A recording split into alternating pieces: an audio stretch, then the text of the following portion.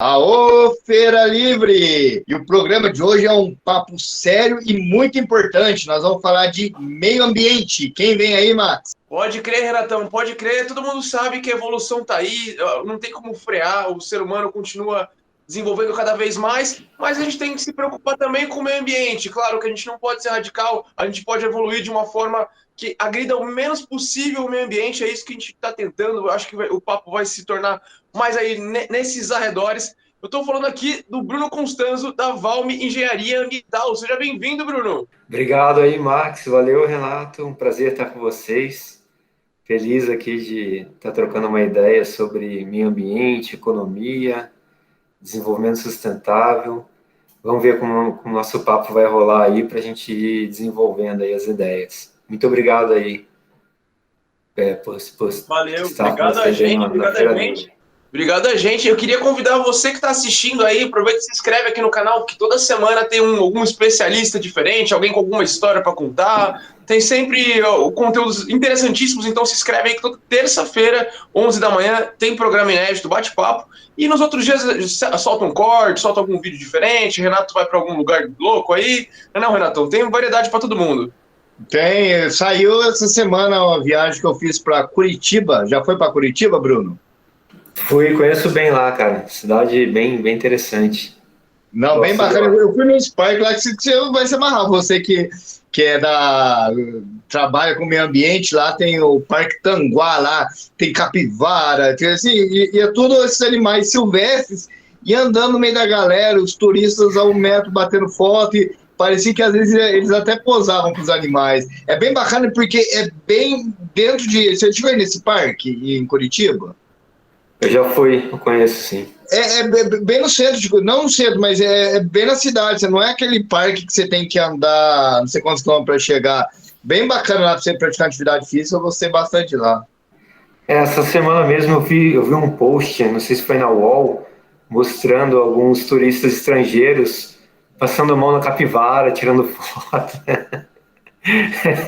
As capivaras lá já estão domesticadas, né, cara? Tomara que elas não tenham carrapato, né, cara? Não sei se você se lembra da febre maculosa que teve em Campinas, tal, que é uma febre que passa pela capivara no carrapato e mata a gente, né, cara? Mas as de lá não deve ter não, porque o pessoal continua tirando fotos, se divertindo com os bichos lá, então tá tudo beleza. Ele traz essa doença que chega a matar? Dessa eu não conhecia, não. Chama febre maculosa. E é uma febre que passa pela capivara, né? E o carrapato, ele vira um vetor. Então ele pega a capivara lá, daí depois de um tempo ele te pega, ele transmite isso, e é uma febre doida, cara, é difícil de curar, sabe? Se pegar, sim, a chance de ir a óbito é razoável. Mas pelo jeito, né, todo mundo passando mal em capivara lá, se divertindo, não tá acontecendo nada. Então vamos que vamos, né? Então tá bom. Aqui em São Paulo que deve ser difícil, as capivaras do Rio Pinheiros e o Tietê, acho que é mais complicado, né? Mas esse negócio de bicho, que gringo vê o bicho de outro país e mexer, eu lembro quando eu tava em Nova York, no Central Park, a gente viu um guaxinim. Você não encontra, Sim. né? Então, daí a gente, nossa, que bonitinho, o guaxinim. E a gente viu uma outra turista que não tava com a gente, não sei de onde ela era, e ela foi chegar perto pra fazer carinho no bicho. E ele fez ele tipo um gato, ele é bravo, e eu me assustei, falei, caramba, eu não sabia que o guaxinim era um bicho bravo. Então, o pessoal mexendo com capivara também tem que tomar cuidado, né? Não, sem dúvida, cara. E capivara, não sei se vocês sabem também, é o maior roedor do mundo, né? Ele é um super rato, né? Tipo, o maior roedor do mundo é a capivara. E o dente dela é grande, assim, cara. Já vi capivara correndo atrás de cachorro, assim. Não... Mas as de Curitiba são interessantes, cara, que elas são boazinhas mesmo. Mas se precisar dela correr atrás da gente, ela corre, tá nem aí não. Ah, ela corre pra se defender, né, cara? Ela não quer comer a nossa carne, não, mas ela dá umas dentadas. Então é bom ficar esperto. Mas é legal, Curitiba tem esse lance da capivara mesmo, verdade, bem lembrado. E em Curitiba, não sei Ô, se você conhece Bruno, também, tem o Paulo Leminski lá, que é um poeta, cara, que eu gosto bastante. Influenciou bastante a nossa música também paulistana, né? É um cara interessante também. Se tiver tempo aí, Paulo Leminski. fica a dica aí. Ô Bruno, eu queria entrar no tema de energia elétrica. A gente sabe que está tendo uma alta aí de preços de energia, o pessoal fala que vai ter um apagão, mas mais do que energia em si, eu queria saber de. Eu lembro que antigamente falava muito de energia limpa, da hidrelétrica ser uma solução, depois falou que a hidrelétrica faz mal para a população, porque atrapalha o meio ambiente. Eu queria uma opinião de um especialista aí sobre hidrelétrica, o quanto que dá para ter uma hidrelétrica e ser positivo, o que você sabe do assunto aí? Cara, assim, na verdade, falar de hidrelétrica significa falar da matriz energética do seu país, né? Que você tem várias fontes de energia. E no Brasil, especificamente, em função da grande disponibilidade hídrica que a gente tem, né? É um país que tem muito recurso hídrico superficial, né? Trocando em miúdos, a gente é muito rico de rios. Foi uma solução inteligente de conseguir utilizar, né? Aí a energia de represamento de água para uma solução que eu considero limpa, sabe? Eu acho uma solução interessante que tem tudo a ver com o nosso território, né? Tudo a ver com a nossa disponibilidade hídrica. As hidrelétricas, elas já representaram, né? Eu acho que 80, 85%, até 90% da disponibilidade de energia nessa matriz brasileira. Hoje, se não me engano, ela está em 60%, 65%. Então, isso quer dizer que outras fontes de energia, né, a eólica e solar e as termo, elas ganharam um pouco mais de espaço nessa matriz, né? Assim, tudo que você faz em relação à energia, você vai ter os prós e contras. O pessoal que é contra a barragem, eles batem muito que é uma solução que requer muito espaço territorial, então você tem que fazer um barramento para você armazenar aquela água em uma altura maior, né, e você conseguir transformar esse potencial hídrico em energia elétrica. E, nesses últimos anos, a solução que foi dada para isso foi hidrelétricas a fio d'água. O que isso significa? Significa que você tem um ladrão na piscina, como se fosse um ladrão. Então, se a água subir muito ali para cima da hidrelétrica, né, a montante, você não segura mais essa água, você deixa ela escorrer para baixo, mesmo não gerando energia. E aí você faz reservatórios de menor capacidade, de menor porte, né? Então isso foi uma solução para você não gerar reservatórios muito grandes e pegar áreas gigantescas. Porém, como tudo tem a sua contrapartida, né? Isso é sempre uma balança, né? Você sempre tá tentando ali pensando em custo-benefício, né? Tentando ver o que você ganha de um lado, o que você perde do seu ponto de vista social ou ambiental. Você, em períodos secos, né? E por você ter soluções que você não armazena água, começou a ter déficit energético, né? Né? E ao mesmo tempo, os outros elementos dessa matriz, eles não evoluíram com tanta velocidade, né? Então você pega em um ano ruim que você não armazenou a sua água, provavelmente você vai ter problema energético, que é o que está acontecendo agora, né? Você tem, sei lá, uma crise hídrica gigantesca, né? Um problema, não vou falar que é aleatório, e ao mesmo tempo você não teve uma gestão ativa e você não tomou soluções, não caminhou para soluções interessantes que mitigassem esse tipo de risco, sabe? Então você fica ali no fio da navalha, deu 1 ano, 2 anos, 3 anos que não chove o que tem que chover, você não tem essa água armazenada e você não tem outras soluções eólicas, solares para conter isso.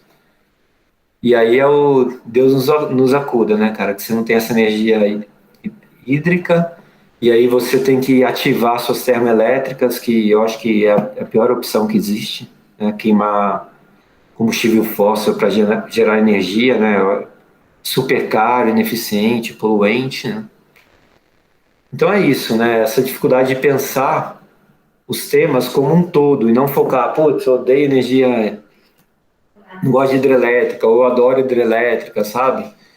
e pensar, pô, que matriz eu preciso para dar sustentação para o crescimento do meu país, né? E se você, só continuar um pouquinho no tema, se você pensar que o país não está crescendo, né, ele não tem crescimento significativo desde 2014, mais ou menos, imagine se ele estivesse crescendo, né? Você ia ter falta de água e o Brasil, né, indo com a indústria querendo ir para frente sem energia. Então, provavelmente você ia ter essa restrição energética, sabe? O Brasil ia estar bloqueado, o crescimento brasileiro ia estar bloqueado pela essa falta de energia. Que hoje não está, né? Mas poderia ser um agravante ainda maior. Então, mais ou menos isso, cara. Eu acho que uma solução interessante para o nosso território. Outros países foram no limite até esgotar o potencial hídrico. A gente ainda tem potencial hídrico. É uma energia relativamente limpa, né? Obviamente, quando você faz o reservatório, normalmente você inunda parte da vegetação. Essa vegetação, ela se transforma ali, ela se decompõe, e isso sai em forma de gás metano, né?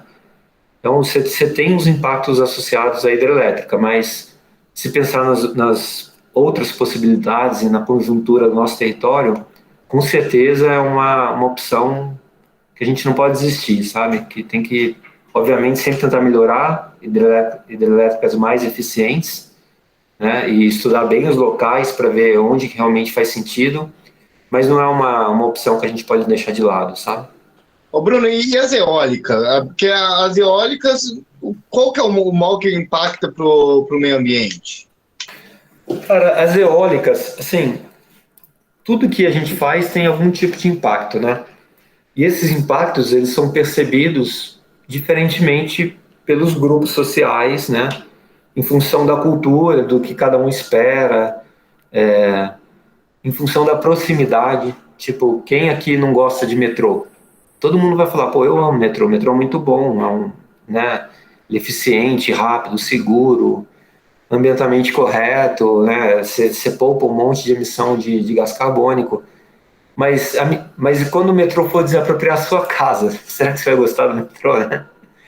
Então, esse sentimento de gostar ou não, de aprovar ou não, tem muito a ver com a sua relação com o empreendimento, sabe? Então, as eólicas, por exemplo.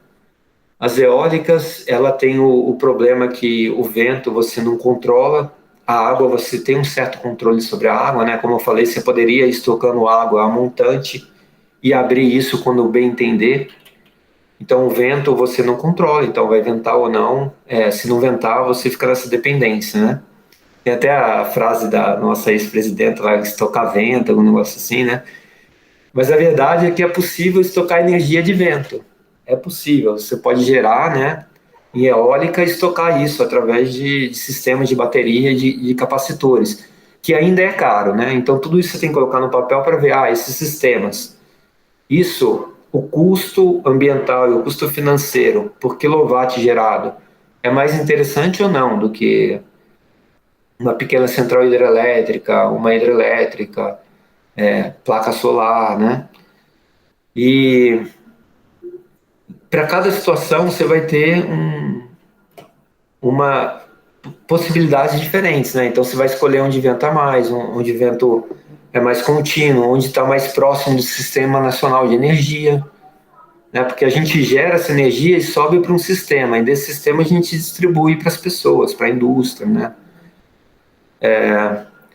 Então, assim, o impacto que reclamam muito na Europa, que é um parte da matriz, tem bastante eólica lá, acho que a Alemanha tem muita eólica, a Espanha também, é o impacto de paisagem. Então, quando você vê 3 cataventos lá, 4, você, nossa, que bonito, tipo, você gosta daquilo, né?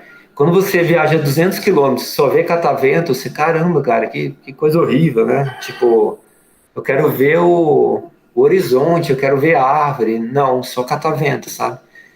Na Espanha, você tem alguns trajetos no norte da Espanha, cara, você só vê catavento. É impressionante a quantidade de catavento. E fora isso, área também, né? Então, você tem áreas extensas, né? No Ceará, por exemplo, eu vi conjunto de cataventos em áreas dunares, assim, então áreas de dunas super sensíveis, muito bonitas, que poderiam trabalhar com outras coisas, você inviabiliza isso para a geração daquele tipo de energia, sabe? Então, como a hidrelétrica, isso tem que ser pensado de uma forma mais ampla para essa solução se encaixar na melhor porção territorial do seu país, sabe? E, mais uma vez, é não criar preconceitos com essas opções e sim entender como elas se encaixam para você ter um jogo inteligente aí de geração de energia versus custos financeiros e socioambientais, sabe? Mais ou menos respondi ou... Não, é isso mesmo. É porque tudo tem os prós e contras, né? Também a energia que é com radiação, né? Não tem uma que é feita com urânio? Sim, a nuclear, né? Energia Nuclear, né? A nuclear. A nuclear, eu lembro que o professor já falou que ela é tranquila, mas se dá alguma merda, assim, vamos usar o aí realmente o dano é muito pior. Igual teve, acho que foi em Goiânia, né? Em 87, que teve um vazamento de radiação. Você lembra desse episódio? Eu lembro acharam no lixo, né? Os catadores de lixo acharam uma máquina de raio-x, não foi? Foi, mas eu acho que não tem a ver com a geração de energia, sabe? Eu acho que era algum aparelho. Eu acho que não.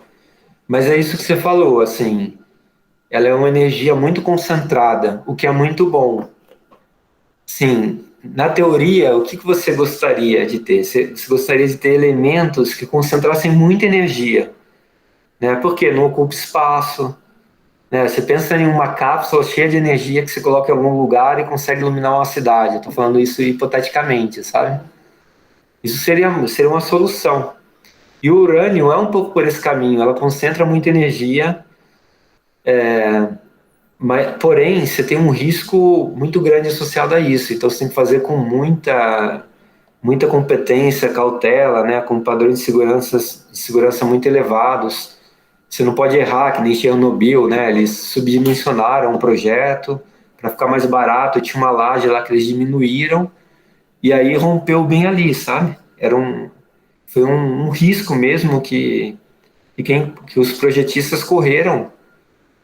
Só que você está falando de algo super sério, né? Que se estourar, você mata um monte de gente, ou você acumula urânio ali nas cadeias locais e aquilo fica indo de geração em geração, né? Então é um problema muito grave. Mas, assim, dentro dessa lógica de portfólio de matriz energética de várias opções, eu acho que até a energia nuclear ela tem o seu papel, sabe? Ela tem o seu papel tecnológico, inclusive, né? Para a produção de radiofármacos, por exemplo, é uma aplicação muito nobre. Né? Isso é utilizado no mundo inteiro para tratamento principalmente de câncer e imaginamento também. Então, não dominar nada disso pode ser um erro grave também, sabe? Então, não é a solução total, fala, não, vamos tudo urânio agora, energia nuclear. Mas também tirar isso totalmente fora do nosso escopo e não aproveitar o que tem de bom, né? Isso pode ser um erro grave também para o futuro. E você vê hoje, sim, várias usinas que produzem energia por urânio, né? Que são super seguras. Nos Estados Unidos tem várias. Se você botar no YouTube aí, você vai ver exemplos de coisas fantásticas, assim, né? Então, opera com poucas pessoas, com volume teoricamente baixo. Eles guardam todo o material radioativo e com uma geração muito forte de energia, sabe? Então, chegar nesse balanço aí até para o urânio é o nosso desafio constante, né? De adequando nossa matriz energética para a nossa dinâmica social e econômica, né? Então é isso. Você citou eu queria puxar do que você falou, que você citou o acidente de Chernobyl, né? Que por uma negligência humana deu aquela merda toda. No Brasil não teve nenhum acidente nuclear, mas teve acidentes de barragens que estouraram. A última foi a de Mariana, que Você acha que é negligência? O que acontece? É o cara querer economizar? Ou o que acontece com esses... que foram mais de uma cagada, que morre muita gente, destrói o lugar todo, né? As barragens, no caso do Brasil, né, elas são barragens de rejeito de mineração, não são barragens de água para geração de energia, né? Então, assim, na mineração, você vai para um corpo mineral, você vai para uma rocha lá que tem um minério que você quer, ouro, por exemplo. O ouro ele vai estar lá amalgamado com outros minerais e você vai ter um processo para separar o minério, que é o que tem valor para você, do estéril, que é o que não tem valor. Essas barragens de rejeito, na verdade, é que no processo de mineração você separou esse estéril. Então, parte do que você arrancou da rocha lá do solo, que você não vai usar, que não tem valor econômico, e você depositou isso em solução em uma barragem, que é o caso das barragens que se romperam aqui no Brasil, né? E aí, o que que é? Se eu falar negligência, porque, assim, é fácil falar dos outros também, né? Mas, para mim, foi um contexto, né? Um grande número de variáveis que envolveu também negligência, que se perderam, né? Perdeu o controle dessas variáveis e, e assim, todo o sistema envolvido ali, tanto o empreendedor, como o órgão ambiental, como o Ministério Público, como a Agência Nacional de Mineração. Então, vamos falar novamente do ecossistema que rege isso. Cada um não fez um pouco da sua parte, um não cobrou direito, o outro mudou a gestão interna da empresa e o cara não sabia direito do problema, o outro quis economizar um pouco mais, sabe? Cara, fatal, né? São catástrofes, né? Então, perda de vida humana, perda de capital, cara, de capital ambiental, social, de patrimônio, né? Patrimônio ambiental, arqueológico, arquitetônico, tipo, algumas comunidades, um monte de gente que morre, né? Então, cara, Ô, Bruno, é uma tristeza essas só. que estourou em Minas, tanto de Brumadinho, que foi o 2019, se não me engano, quanto de Mariana, que foi 2015, 2016, não lembro direito, Isso. ambas eram barragens de rejeito, não tinha nada a ver com hidrelétrica. Nada a ver, cara. E assim, você vai colocando Então, a gente se rejeito. confunde, aí que vem, você falou, preconceito. Fala, não, porque fazer energia está custando a vida. Até então, que era a Samarco e a Vale, né? Que era, a Samarco era de Mariana e a Vale de Brumadinho. E são empresas mineradoras, não são empresas que Eletropaulo, que são produtores de energia. Então, muita gente eu vi, quando vai dar argumento, que todo mundo acha que é especialista em todo o assunto, né? Claro, todo mundo tem direito de dar opinião, mas tanta de coisas que eu escutei falando coisas erradas, porque eu conheço gente até que faleceu, né, de Brumadinho, Mariana também, tinha um amigo que um grande amigo que hoje não está mais aqui, mas que morava em Mariana, e ele contou que realmente tinha nada a ver com hidrelétrica, que era tudo de mineração mesmo, de exploração mineral. O que não acontece em hidrelétrica, você não vai aumentando a sua capacidade de reter água. Então, você fez uma hidrelétrica, você estabeleceu sua capacidade máxima de reter água, e aí você vai usar essa água armazenada na altura para jogar na turbina e gerar energia. De mineração, não. Você pode ir expandindo a capacidade da sua barragem de rejeito. Então, você pensa, você está jogando rejeito lá, está minerando. Se está minerando mais e não tem onde jogar rejeito, ou até uma decisão, né? Você, cara, vou ter que fazer outra barragem, cortar mais vegetação, desapropriar mais pessoas, aumentar. Então, já que aqui já está lascado mesmo, é um lugar de rejeito, por que a gente não aumenta? Né? O impacto ambiental, teoricamente, é menor do que criar uma nova barragem de rejeito, sabe? E aí você tem soluções de engenharia de ir aumentando paulatinamente essas estruturas. Mas, cara, você aumentou de uma forma que você não garantiu a estabilidade daquilo que você estava aumentando, e depois você perdeu também os monitoramentos, né? Então, começou a aumentar, a barragem já estava se movendo, daí os piezômetros e os equipamentos que eles usam para ver o deslocamento dessa barragem não estavam funcionando corretamente, sabe? E aí foi essa sequência de erros, né? Então, um projeto que talvez não tenha sido muito bem feito, depois um monitoramento que falhou, e dos órgãos que tem que estar lá vistoriando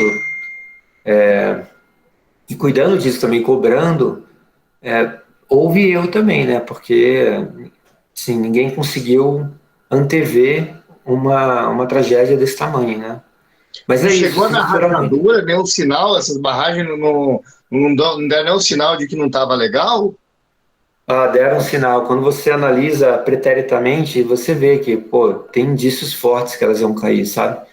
Então eram barragens de terra, né? Então você faz um barramento de terra muito grande e aí você fica vendo, os meus drenos estão funcionando e a minha geometria, essa barragem está se mexendo, né? Isso parece estático, mas é uma coisa dinâmica ali, sabe?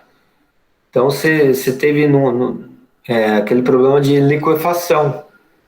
Essa barragem de terra teve contato com muita água, muito rejeito, os drenos não tiravam isso direito da barragem e foi virando uma lama, sabe? E aí, como os sistemas de monitoramento não estavam funcionando 100%, o que aconteceu, cara? Um belo dia o negócio se rompeu. É, e nada funcionou, não funcionou. Parece que não funcionou sirene, não funcionou, né? E imagine, né, cara? Uma lama é a coisa, né? Uma lama gigante cobrindo tudo. É uma situação. Filme de terror total, né, cara? Situação super bizarra. Chegou até a zoar os mares, né? O oceano ficou um maior tempo sem poder Total. usar também. São duas situações, né? Uma situação que é uma pluma de rejeito que vai arrebentando tudo mesmo, e a outra é a situação que você tem os finos desse rejeito no rio. Então ele vai embora com o rio. No oceano não chegou a pluma de rejeito, né? Não chegou aquele mar de rejeito, mas chegou o rejeito absorvido já na água e também tipo substâncias que não era para estar na água, né, no Rio Doce e foram bater no oceano, cara. Impactaram o ecossistema marítimo ali da costa foi impactado. Até hoje é comprometido? Ou já Olha, conseguiu recuperar? tá recuperando bastante, cara. Eu não sei te passar detalhes, mas tem uma recuperação em todos os sentidos, né? Então, recomposição da vegetação ciliar, esse monitoramento contínuo da qualidade das águas, né? Então isso vai se depurando aos poucos. Mas o ecossistema do rio, ele é ainda muito diferente do que ele era e precisa de tempo de depuração e eles fizeram outras soluções para mitigar isso, né? Eles criaram diques, por exemplo, então parte desse rejeito eles desviaram para os diques que eles criaram, para eles não continuarem na bacia ali, sabe? Na bacia do Rio Doce. Eles começaram a plantar, né, recuperar as margens, os processos erosivos, né? Pensa, um lugar que tem floresta, daí depois de um dia não tem mais nada, cara, só tem lama. Então começa um processo erosivo intenso, começa a criar buraco em todo lugar, né? Então eles plantaram vegetação herbácea, plantaram vegetação arbustiva, arbórea, né? E isso é um processo que infelizmente acontece um dia e demora 20 anos, né? E a gente não sabe ainda qual que é esse balanço, né? Se daqui a 20 anos como que vai estar isso daí, ainda é especulação, é um trabalho de monitoramento mesmo e análise contínua, sabe? Mas, Eu queria putz, foi falar bem de. impactante. Eu queria falar de água também. Você está falando dessa crise hídrica, que quando a chuva dá problema na energia, mas também tem racionamento de água, que o pessoal faz muita campanha. Eu comecei a morar numa casa, essa casa que eu tô aqui, em dezembro do ano passado. E como eu sempre morei em apartamento, eu nem sabia que a própria Sabesp já faz um rodízio de água ali. Que o Renato já morou em casa, já sabe como é que às vezes corta a água. Aqui em casa, nos primeiros meses que eu estava aqui, 11 da noite cortava a água. Hoje em dia tem noite que é 8 da noite já cortam a água aqui também. Mas sempre tem essas campanhas para você escovar o dente, fechar a torneira, esse tipo de coisa. Só que também tem muita gente que fala que a pecuária gasta muito mais água, a indústria gasta muito mais água, que nem compara que o nosso esforço do cidadão não muda nada perante a indústria. Isso é mito ou é verdade? A indústria realmente arrebenta na água ou a gente pode fazer a nossa parte? O que você vê nisso aí, cada um fazer a sua parte? Assim, eu acho que cada um tem que fazer a sua parte, mas os números são inegáveis, né? Então, a agropecuária, ela consome grande parte da água que a gente capta. E você tem ainda nesses sistemas de distribuição, armazenamento e distribuição, você tem níveis gigantes de perda de água, né? Então, eu acho que atualmente, o último número que eu vi foi que 30% da água que sai para abastecer as pessoas, né, as cidades, elas se perdem. Se perdem porque é o duto quebrado. Eu acho que é isso. A infraestrutura de transporte e armazenamento, ela não é tão eficiente assim, sabe? Mas assim, cara, é aquilo. Cada um, você não tem a capacidade de ir lá consertar os dutos. Você pode reclamar, né? E a agropecuária, ela é uma atividade essencial que a gente, né, tem que tornar ela cada vez mais eficiente, mas ela sempre vai ser intensiva em água, né? É difícil a produção de alimento ou a produção de proteína animal. Cara, nós somos águas, né? O alimento é água, né? É super intensivo em água. Então, isso daí eu acho que não tem muito o que fazer, sabe? Você tem técnicas de irrigação que são mais inteligentes, né? Se pegar, a gente sempre escutou desde criança Israel, né? Israel é mais seco que o Nordeste, produz tudo, né? Porque eles desenvolveram técnicas bem racionais, né? Eles adaptaram algumas culturas específicas para a agricultura que eles praticam. Tudo isso dá para melhorar, mas o fato é que sempre vai ser uma atividade intensiva em água, sabe? Mas mesmo assim, cara, por que não economizar, né? Eu acho que é um respeito aí, cada um fazer a sua parte, tentar gastar menos água possível. Banho, por exemplo, né? Brasileiro é um negócio meio cultural, que até é bom a gente tomar banho bastante, mas às vezes a gente exagera também, né? Banhos super longos. E é isso, aqui em casa a gente faz umas loucuras, né? A gente, por exemplo, antes da água esquentar, a gente coloca num balde a água, sabe? E aí a gente guarda o balde e usa na privada, por exemplo. Você vai falar, mas isso, cara, isso é irrelevante em relação ao todo, mas é uma parte que a gente pode fazer e é interessante para a criançada e dando valor também, sabe? É isso. E a água no Brasil é impressionante, né, cara? Porque a gente está mais uma vez, a outra dádiva do nosso território é muita água. Cara, a bacia amazônica, eu acho que ela tem 20% da água doce do planeta, assim, é uma coisa bizarra, é água demais, né? A gente tem aquíferos gigantes, vocês já ouviram falar do aquífero Guarani, por exemplo? É um aquífero muito rico, mas a escassez, às vezes, ela se dá dentro da bonança, né, cara? Você tem tudo aquilo e você não consegue acessar por falta de infraestrutura, de planejamento, né, de uma ideia mais clara de país, né? Então você tem muito e não acessa, tipo as pessoas ricas que têm família rica e fica no imbróglio e não consegue acessar o dinheiro, sabe? Mais ou menos isso, cara. Você é um país mais rico que tem água e às vezes tem essa dificuldade, tem gente que não tem água tratada, né? Você pega várias regiões do país que não tem água tratada, só viaja para pegar água, ou né, situações super precárias de acesso à água de qualidade. Então, assim, essas escassezes locais assim existem, né? Interessante. Tem muito a ver com essa capacidade nossa de planejar e de criar infra para tudo isso.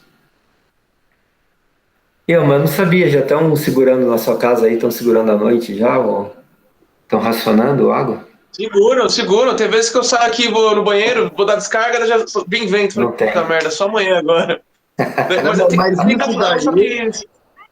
Tem tempo, eu acho, não, Max? Eu lembro quando eu morava numa casa, em 2018, eu mudei para essa casa em 2018 e já tinha esse problema com racionamento de água, que não tem hora fixa. Tem dia que eu acho que eles esquecem. Teve dia que esqueceram, Max, de desligar? tem vezes que à tarde, tem semana que à tarde corta. É bem quando a diarista vem. É impressionante. Parece que é o dia que ela vai vindo, cortam a água. Eles Mas um efeito que vai acontecer, que aconteceu lá, eleições voltam ao normal, viu? E não é zoeira, é sério, eleições lá para agosto, mais ou menos, eles já voltam ao normal e vida que segue. Porque isso impacta muito no seu dia a dia, né, cara? Você vai ficando com raiva, puto, e você às vezes muda seu voto por uma questão, né? As questões cotidianas faz o voto, né? O brasileiro acho que vota muito assim também, né, nas questões cotidianas, que é importante. Então a galera pega e esconde o problema para baixo do tapete. Mas, pô, vou nada, não, esse cara tá pensando na gente, eu vou votar nele. Mas é isso.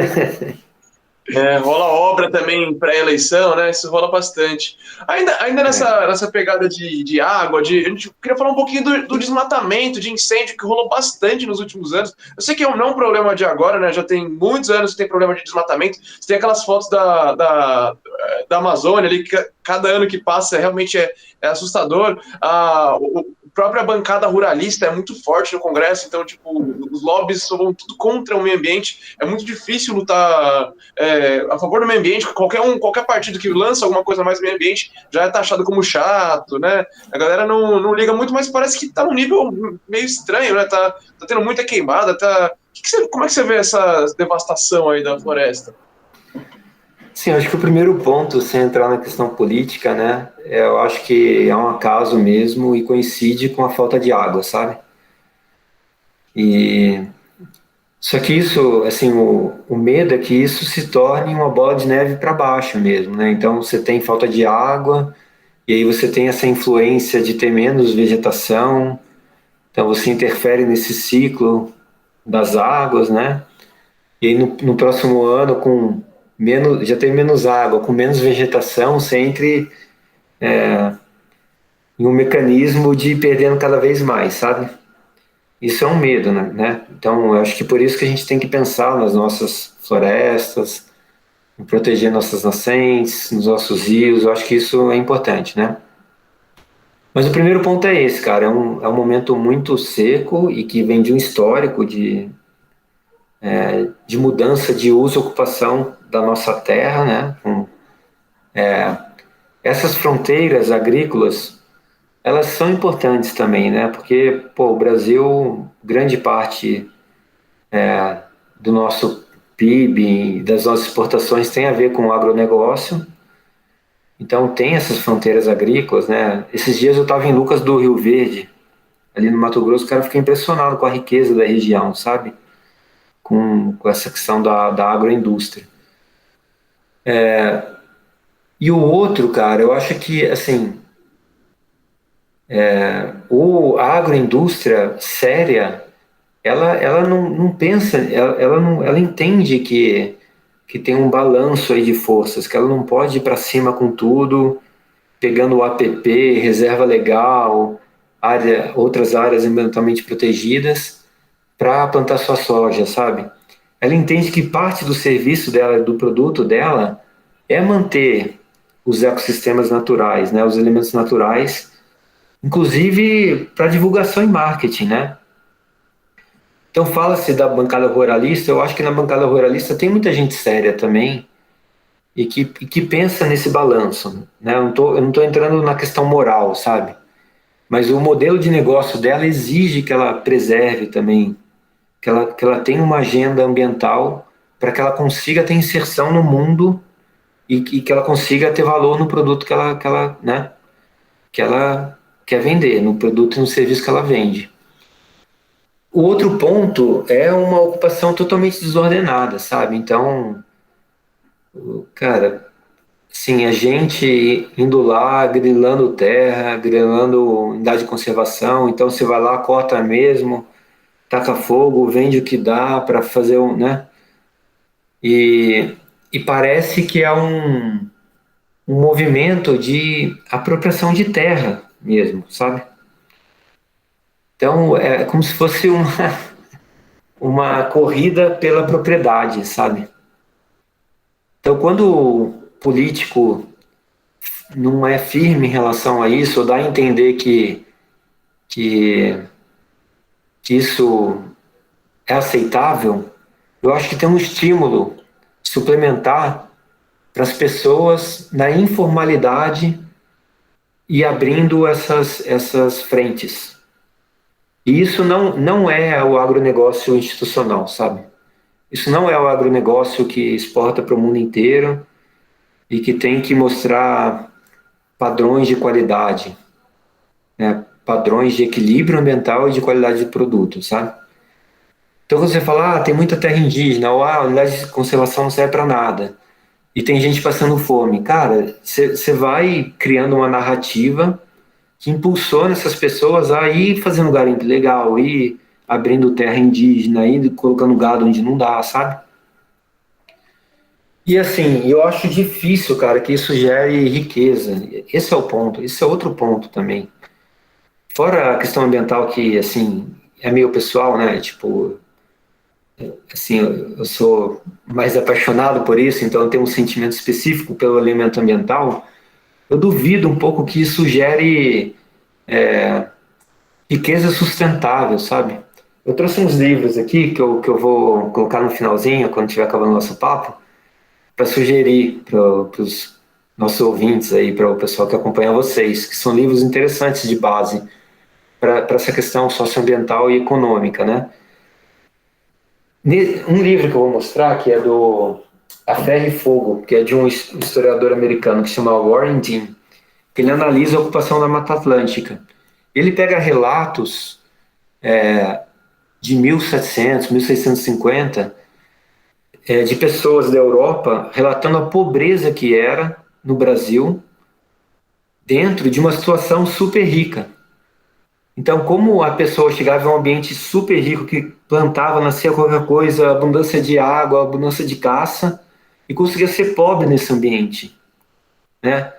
Com manejo, com técnicas totalmente rudimentares, sabe? De queimar tudo, plantar, daí a terceira roça que você faz não dá nada. Você vai para o lugar, queima tudo, planta, né? E aquela briga eterna e você não gerou uma riqueza sustentável e você destruiu tudo, sabe?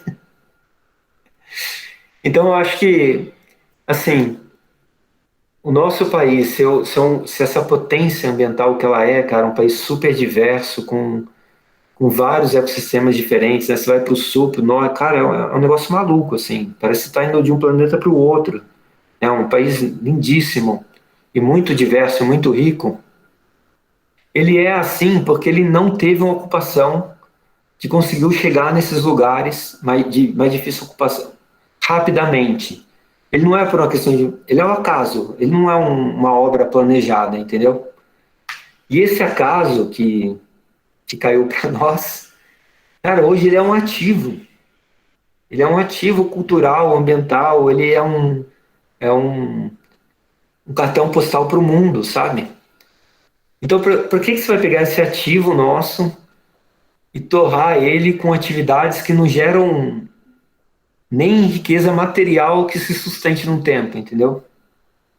Sim, é uma troca muito maluca, assim, é uma troca que para mim não faz nenhum sentido, sabe? A gente tem que entender, gerar valor, gerar mais valor financeiro, inclusive, desses ativos, de formas mais inteligentes, né? E eu acho que isso é muito possível, cara, através de outros serviços, né? Serviços turísticos, né? E até explorar conscientemente alguma dessas riquezas, né? Com planejamento e com inteligência, eu acho que a gente vai ter fonte para sempre e com muito mais valor agregado do que sair ocupando aí de qualquer forma essas áreas, fazendo roça, colocando gado, tipo, tudo produto com baixo valor agregado, sabe? Nessa luta aí da ocupação informal que está acontecendo aí nas nossas áreas protegidas, sabe? Então é isso, cara. Tem um pouco do histórico mesmo e de anos muito secos. Queima mesmo, cara. É incrível. Tipo, eu tô aqui em Peró trabalhando e esse ano queimou também, né? Em uma área que não tinha atividade humana e muito sol, muito seco, teve um incêndio espontâneo lá e queimou grande parte da vegetação, né? Isso, infelizmente, acontece.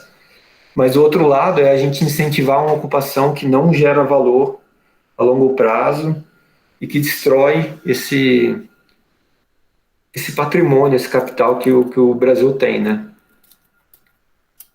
Então, é um Ô, pouco Bruno, isso. você lembra em 2019, se não me engano, foi 2019, que São Paulo, no meio, acho que era segunda ou terça, sei lá qual dia da semana, que do nada o tempo estava feio, mas ficou uma escuridão. E aí muita gente falou que isso, e realmente eu estou perguntando porque eu não sei, que era por causa dos incêndios da Amazônia que trouxeram os poluentes, juntou com o clima. Tem a ver com isso, que foi impressionante, parecia um eclipse solar. Ficou bem escuro mesmo, 2 da tarde. Tem a ver com essas queimadas na Amazônia? Ô, Renatão, nesse caso foi no Pantanal. No E Pantanal, isso? foi no As queimadas no Pantanal. Pantanal? Tem Foi a no ver? Pantanal. E tem tudo a ver, cara. Tem tudo a ver. Tipo, o sistema de ventos, né? Vocês já ouviram falar dos rios, dos rios amazônicos, dos rios superiores, que eles chamam, que são os rios de nuvem, assim? Então, a Não. Sim, umidade sim.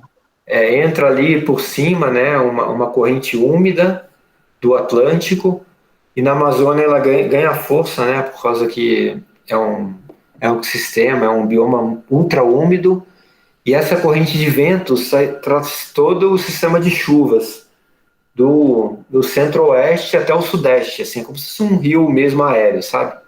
Se não me engano, o pessoal fala rio aéreo e tal. Então é muito claro que você tem um caminho ali de vento que faz isso, né? Que sai da Amazônia, passa pelo centro-oeste, pelo Pantanal, assim, e desce para o sudeste, sabe? Então, fora isso, né? Assim, fora esse lance de trazer fuligem, trazer tudo que se suspendeu naquelas queimadas, você devastando lá, você está colocando esse ciclo, digamos assim, de chuvas em risco, né? Você não sabe exatamente, se eu desmatar quanto que eu vou desmatar para influenciar, né? E por você não ser algo totalmente matemático, assim, se eu desmatar mais 10%, vou perder 30% de precipitação em São Paulo. Você não tem essa conta não é exata. Então o pessoal sempre fica testando esses limites. Mas é o lance da barragem, cara. Tem um limite que a casa cai, entendeu? Você tem que ter um posicionamento de precaução quando você trata de meio ambiente, né? Que, assim, se pensar na definição de meio ambiente, a definição é praticamente tudo. Não sei se vocês viram ou chegaram a pesquisar o que é meio ambiente. Cara, meio ambiente são as leis, o meio físico, biótico, a energia, que compõem, que dão base à vida, sei lá, a vida de qualquer elemento vivo, sei lá. Né? É super amplo. Então você vai ver se a corda estica um pouco mais, e isso tem um reflexo que pode ser catastrófico no seu meio de vida, sei lá, num ambiente que é seu meio, que você depende totalmente dele, sabe? Então, nesses casos, mesmo que eu considere que eu não tenha uma informação precisa matemática, a minha formação, sei lá, ou os meus valores, eles pedem a precaução, sabe? Eu acho que não tem para que cutucar a onça com vara curta, entendeu? Não tem para que chegar lá e cutucar um pouco mais para ver onde vai, né? E principalmente que isso pode gerar mais valor, tipo, cutucar a onça, talvez ela te morda, entendeu? Se você não cutuca, você pode ter uma situação, um contexto que te gere mais valor financeiro e ainda tem esse respeito de não avançar muito no que você não conhece, sabe? O que você não tem domínio. Tá certo? Então, é isso, cara. Eu acho que, pô, tem que combater essas queimadas. Obviamente não dá para evitar tudo. Vocês viram da Austrália também, né? Então, um país mais rico que o nosso per capita, mais organizado e tal, também não conseguiu conter umas queimadas malucas que tiveram. Então, é puta desafiador, sabe? Não é fácil. Por outro lado, você não pode minimizar isso ou não coloque lenha na fogueira, sabe? Tipo, não, não crie narrativas para forçar que as pessoas façam esse tipo de atividade, sabe? Isso Não, é a faz minha sentido, faz opinião. sentido. Não, muito legal, cara. E, cara, dava pra fazer um programa inteiro só pra falar de queimada, né? Tem realmente muito assunto. Mas a gente tá Muito. chegando no final e você citou que você vai mostrar uns livros. Então, já que você vai citar, vou falar de um livro que eu tô lendo, só pra indicar Legal. pra quem tá assistindo aí. Não tô com ele aqui que tá lá na sala. É o livro do Tony Bellotto, ele chama Dom. É o livro do Dom. Pra quem não sabe, tem a série também na Prime Video. Que tem uma temporada só, não tem toda a história. Então, quem quiser ler o livro completo, ele conta a história de um cara de uma família de classe média. Ele era loiro, tinha olho claro, e ele acabou entrando na vida do crime. Ele era viciado em cocaína também, e acabou entrando na vida de. Ele foi conhecido como como é que chama? O bandido gato, porque ele era bonitão, entrava, passava pelas portarias e tal, então chegava com a gangue e roubava a casa de alto luxo. Então é muito legal ver aquele cotidiano do Rio de Janeiro dos anos 2000, aquele clima muito legal. Mostra também uns insights da chegada da cocaína no Brasil também, que o pai dele era policial. Então, o livro é muito bom, mostra a cadeia, manicômio, tudo que você imaginar. É realmente muito legal esse livro, recomendo pra caramba. E quem tem preguiça de ler, vê a série, que também é bom pra caramba. Bruno, o que você Vou tem anotar de aqui, livro pra indicar pra Marcos, gente? Dom. E o Tony Bellotto é o Tony Bellotto do Titãs mesmo, o guitarrista? Ele mesmo, do Titãs. Ele Ah, escreveu. interessante. É história real, é uma história real. Ah, é real ainda. Pô, legal, cara. Me É uma interessei, história boa. real. Eu trouxe livros talvez um pouco mais careta do que esse e mais relacionados com o nosso tema, né? O primeiro é um livro best-seller, muito manjado, assim, eu nem deveria estar falando sobre ele, mas eu acho que ele dá a base para entender da relação do homem com a natureza, sabe? Como que isso, num período pré-histórico, ele começa lá com os homo sapiens, né? Então, mais ou menos há 200 mil anos atrás, que quando surgiu a nossa espécie, né, teoricamente, e ele vem trazendo a revolução cognitiva, nossa, a revolução agrícola, e como tudo isso foi impactando no meio ambiente. Então, é esse livro aqui que talvez vocês já conheçam, que é o Eu já li, Sapiens, muito bom. do Harari. Alguém indicou Muito uma vez bom, né? aqui, eu li, eu me interessei e li o que alguém indicou aqui. Tá, esse é muito manjado, né? O outro é o livro muito bom, cara, que eu acho que todo brasileiro deveria ler também, que é do Warren Dean, que é um historiador americano, que ele publicou o livro e depois ele morreu em um acidente. Então, infelizmente, ele não está aí entre nós para debater um pouco do livro, mas ele traz várias questões super interessantes. Isso que eu falei, né, cara, dessa riqueza do Brasil e da pobreza na riqueza, né, você conseguir desperdiçar todos os recursos que você tem ali. Ele relata isso em 1650, sei lá, né, escritos para mostrar, né, como a história às vezes parece cíclica, que, cara, isso não parece ser o caminho, sabe? Ir entrando nos lugares para produção de baixo valor agregado e uma pecuária extensiva, ou, cara, é trocar tudo, trocar um patrimônio gigante que a gente tem por meia dúzia de centavos, sabe? Não... E outra coisa desse livro, tomando um pouco mais de tempo, é bem interessante também, ele explora bem a relação dos indígenas com os portugueses, sabe? Isso é bem legal também, né? Porque às vezes a gente tem uma visão bem romantizada, né, do bem contra o mal, etc. E ele mostra isso um pouco com mais detalhe, como as relações se deram, sabe? Entre os indígenas e portugueses, e como que os indígenas foram uma máquina de destruição induzida pelos portugueses, porque eles passaram, imagine, da idade da pedra lascada para a idade do metal em um ano, né? Então, antes eles cortavam uma árvore lá com o machadinho deles, e depois de um ano dos portugueses chegarem, eles estavam cortando com serrote, com machado, com, sabe? Então, todo essa apropriação primitiva que eles fizeram da nossa Mata Atlântica, principalmente, né, do famoso pau-brasil, foram muito através de indígena, pagando, né, esses indígenas, através de escambos, e fornecendo ferramenta para que eles virassem uma máquina de corte mesmo. Então, ele explora isso com bastante intensidade, cara, muito interessante para a gente entender um pouco mais da nossa Mata Atlântica e da história do Brasil, da ocupação.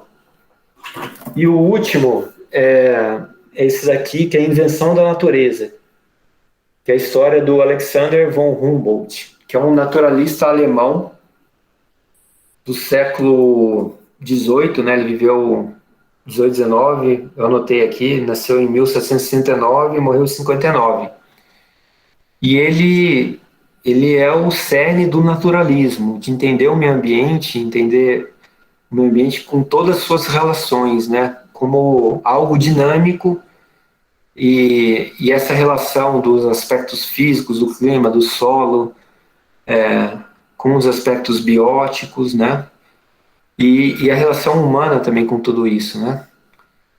Então é um livro super interessante. O Humboldt era um especialista em América Latina, então ele veio para cá e explorou a Amazônia, cara. Ele fez coisas malucas, assim, tipo pegar um barco, ele e mais 2 pessoas, e se lançar lá na Amazônia venezuelana, e descendo os rios, catalogando árvore, animal, tipo, coisa que você acha que é impossível, sabe? Subiu os Andes, cara, com um monte de material incipiente, sabe? Então o cara pegava corda de sisal, amarrava os negócios no pé, sem roupa apropriada, e ia fazendo as explorações dele, sabe? Então é um livro bem legal. E traz esse conceito filosófico também de natureza, né? Do que é natural e da relação disso com o homem, que hoje em dia é difícil você distinguir, né? A natureza totalmente natural do homem. Talvez isso nem exista mais. Você tem reflexos, né? A gente, na verdade, interferiu nos rumos aí de todas as espécies, né? Se pensar que no livro, né, no Sapiens, ele conta da extinção da mastofauna gigante. Não sei se você lembra, da macrofauna que ele chama. Então, quando o Homo sapiens chegou nas Américas, né, mais ou menos 16 mil anos atrás, cara, isso também com alguma mudança climática que houve, eles foram extinguindo toda a fauna gigante, a megafauna, né? Então você pensa, tinha preguiça gigante, né? Você tinha dente de sabre, você tinha uns animais, tatu gigante, tipo, tudo isso foi indo pro saco, né? Com um caçador-coletor, né? Com um homem com quase nenhum poder de fogo. Imagine hoje em dia, então, tudo que a gente está transformando que a gente nem sabe, né? Mas é isso. Eu vou aproveitar, Bruno, já que você está indicando o livro, eu lembrei de mais um, já vi nessa pegada de natureza. É um livro também manjado, acho que muita gente conhece, que é o Na Natureza Selvagem, que inclusive tem filme. Eu não vi o filme, eu li o livro, mas eu sei que o filme o livro é um pouco diferente, porque ele conta a história de como o jornalista.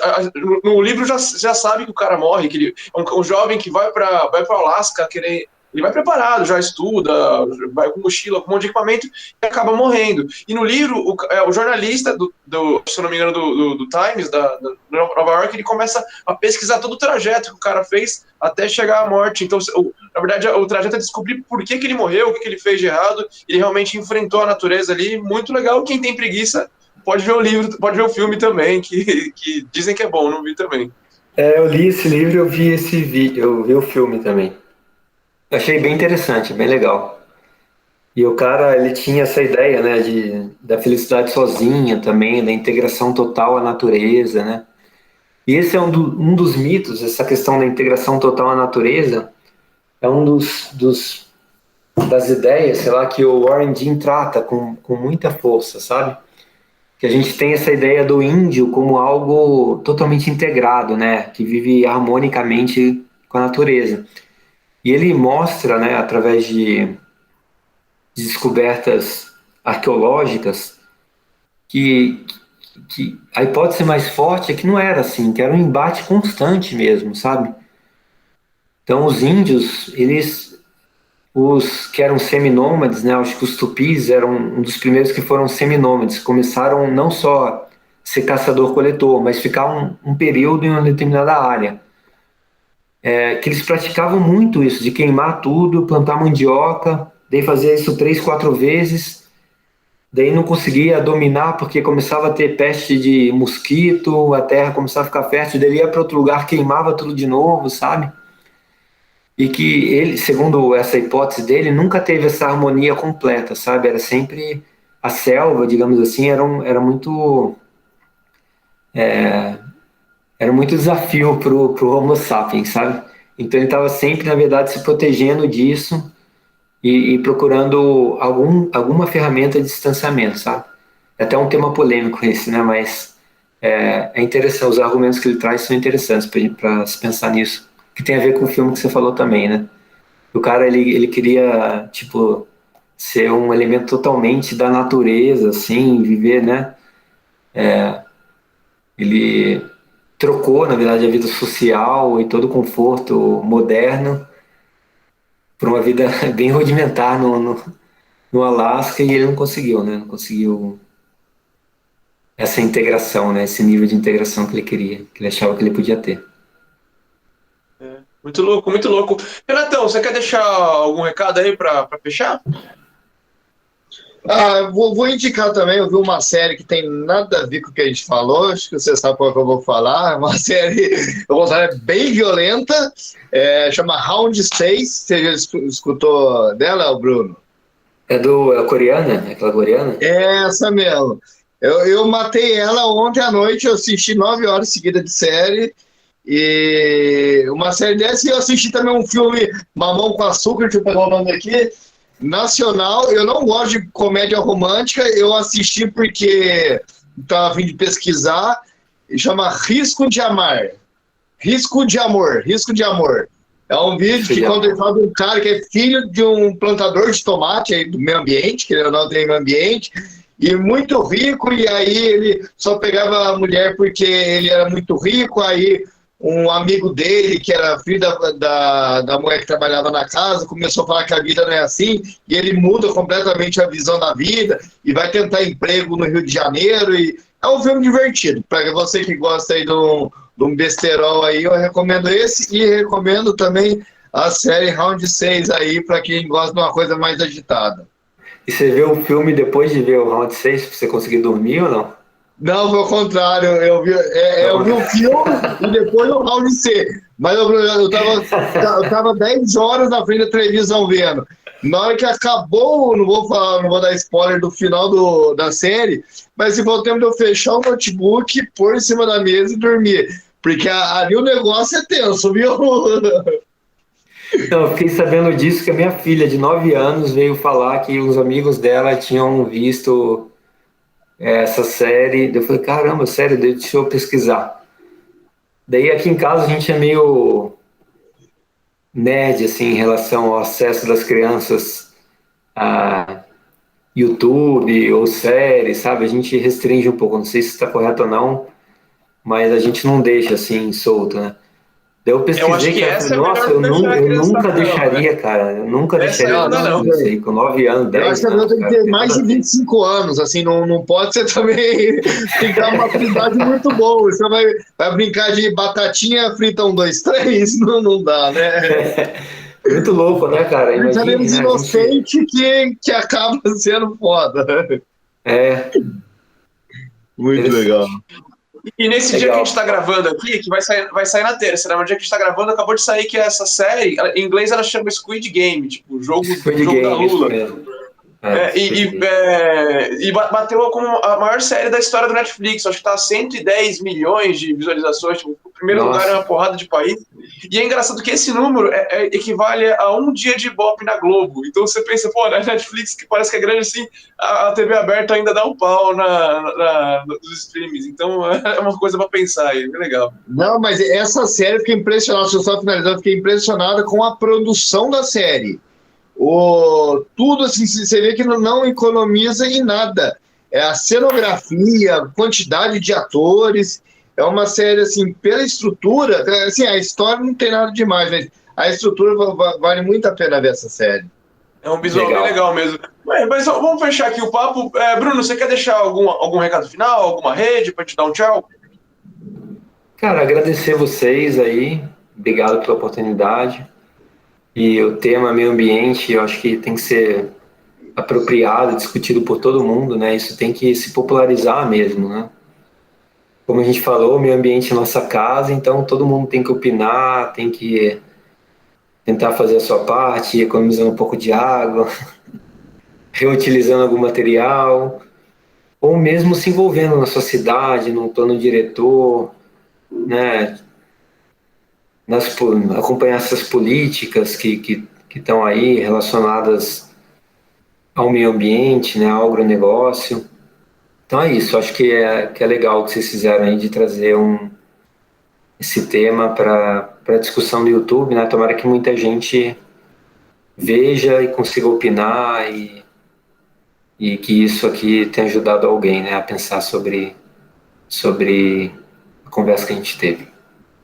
Obrigado aí, pessoal.